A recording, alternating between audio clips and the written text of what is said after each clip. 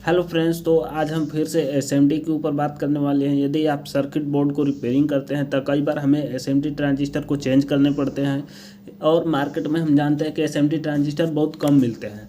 तो SMD transistor को कैसे रिप्लेस कर सकते हैं, कैसे उसके स्थान पर हम बड़े ट्रांजिस्टर को लगा सकते हैं, इसी के विषय में आज मेरा दूसरा वीडियो है। तो यहाँ पे देख सकते हैं कई बार ट्रांजिस्टर यदि ख़राब हो जाता है तो इसका कोड भी नहीं मिल पाता है, और कई बार ख़राब होता है तो कोड आसानी से हमें मिल जाता है। तो कोड नहीं मिलता है तो पिछले वीडियो में हमने बात किया है कि ट्रांजिस्टर को यदि कोड नहीं मिलता है तो मल्टीमीटर द्वारा कैसे हमें पता करना होगा वोल्टेज, एम्पियर और कुछ पैरामीटर को, उसके बाद दूसरे ट्रांजिस्टर से मैच करके हम वहाँ पे ट्रांजिस्टर को लगाते हैं। तो यहाँ पे हम इसके जो कोड है इनके द्वारा हम पता करेंगे डेटा शीट, और डेटा शीट के द्वारा हम यहाँ पे दूसरे ट्रांजिस्टर को लगा सकते हैं। तो चलिए यहाँ पे कोड को देख सकते हैं आप, शायद यहाँ पे आपको दिखाई न दे। ये J3Y नंबर का ट्रांजिस्टर है। तो चलिए इसके डेटा शीट को हम ओपन कर लेते हैं और यहाँ पे देखेंगे यहाँ पे कौन सा ट्रांजिस्टर लग सकता है। तो चलिए डेटा शीट को ओपन करते हैं। तो यहाँ पे देख सकते हैं हमने एसएमडी ट्रांजिस्टर के डेटा शीट को ओपन कर लिया है। यहाँ पे आप देख सकते हैं J3Y लिखा हुआ है जो कि मेकिंग कोड है। यहाँ पे उसका बड़ा साइज में जो नंबर है यहाँ पे देख सकते हैं, यहाँ पे S8050 नंबर का ट्रांजिस्टर जो मार्केट में इजीली अवेलेबल है। यहाँ पे देख सकते हैं इसका पिन आउट्स भी जो एसएमडी का है।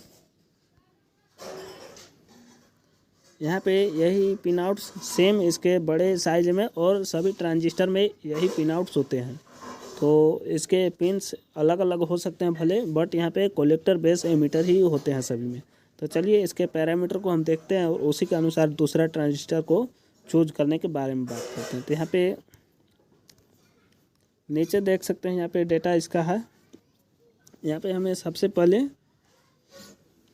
कलेक्टर एमीटर वोल्टेज को पता करना होगा। यहाँ पे देख सकते हैं हमें इसी के जैसा है, जैसा कि यहाँ पे देख सकते हैं कलेक्टर एमीटर वोल्टेज 25 वोल्ट है। तो सेम दूसरा ट्रांजिस्टर जो हम लेंगे वो भी 25 वोल्ट का होना चाहिए, या फिर 25 से ऊपर होना चाहिए। 25 से ऊपर ज़्यादा भी नहीं होना चाहिए। यहाँ पे 50 वोल्ट 40 वोल्ट नहीं होना चाहिए। यहाँ पे 30 वोल्ट चलेगा, 35 वोल्ट चलेगा, बट यहाँ पे ज़्यादा भी नहीं चलेगा। तो उसके बाद यहाँ पे बात कर लें तो यहाँ पे कलेक्टर करंट यहाँ पे देख सकते हैं, यहाँ पे 500 मिली एम्पियर है। तो इससे ऊपर हम ले सकते हैं, बट इससे कम नहीं लेंगे। इससे ऊपर ले सकते हैं आप 1 एम्पियर 1.5 एम्पियर, उससे भी ज़्यादा भी नहीं ले सकते हैं। तो इन्हीं कुछ पैरामीटर को हम देखकर दूसरे ट्रांजिस्टर को लगा सकते हैं। यहाँ पे तो यहाँ पे हमें 2 ऑप्शन यहाँ पे मिल चुके हैं। पहले नंबर तो यहाँ पे इसके जो बड़े साइज के ट्रांजिस्टर के नंबर हैं यहाँ पे इसको लगा सकते हैं यहाँ पे, और दूसरा में इन्हीं पैरामीटर को देखकर और इसके मिलता जुलता जो ट्रांजिस्टर है उसी को यहाँ पे लगा सकते हैं। और पिन्स की बात कर लूँ यहाँ